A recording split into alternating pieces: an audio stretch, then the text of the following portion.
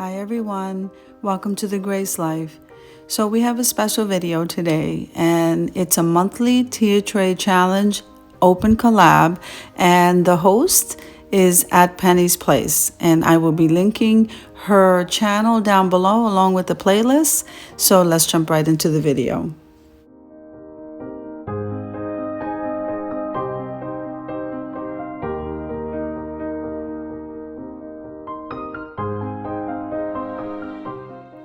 So in this video, I'll be creating my own two-tier tray with items that I purchased from the Dollar Tree. So there we'll be using the glue gun. We have 2 candlesticks that I purchased in the candle section of the Dollar Tree, along with those wooden planks at the crafter section. And we'll be using those brass baskets that I got in the home area. We'll be using those for the 2 tiers. So all the items I'm using to create this craft will be listed in the description box below. I really hope you enjoy the video, so let's jump right into it.